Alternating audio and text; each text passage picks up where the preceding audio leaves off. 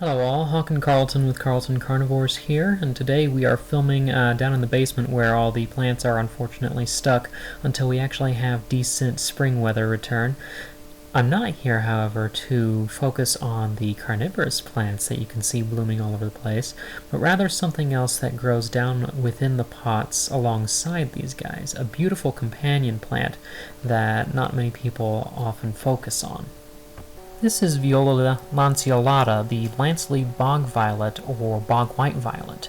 It's a native in the eastern U.S. from Texas and Nebraska down to Florida and then upwards to Nova Scotia and Quebec, and potentially introduced in the West Coast. Some people think it's native there, as well as bird transported southward to Venezuela and Colombia.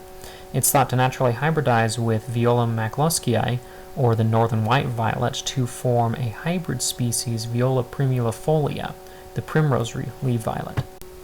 This violet will grow basically anywhere that's moist and moderately shady to somewhat bright, and develops rosettes that grow about 10 to 15 centimeters tall, with leaves that are about 20 centimeters long. These leaves have very slender petioles and a lance-shaped or kind of blade-shaped leaf. The flowers are white with 2 upper petals, 3 lowers marked by distinct violet veins, particularly on the central petal.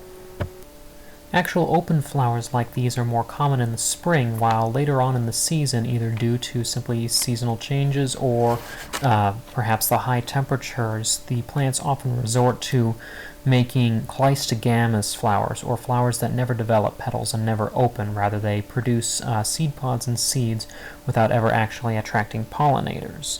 And the species also spreads via stolons across the soil surface, so they often don't even need to produce seeds to reproduce.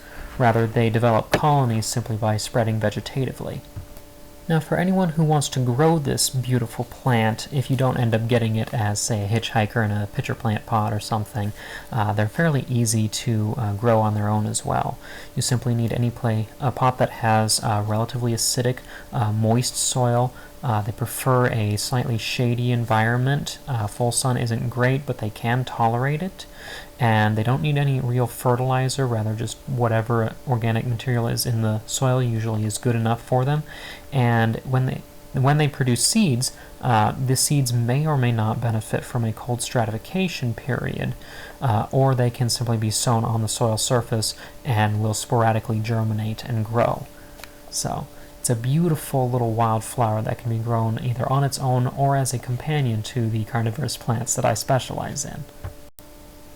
So that's all that I've got for this species for now. If you guys have any other questions related to this plant, feel free to leave a comment down below.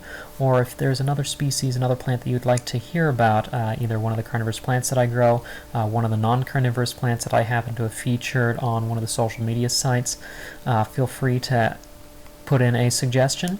As always, you can find me and my shop at carltoncarnivores.com.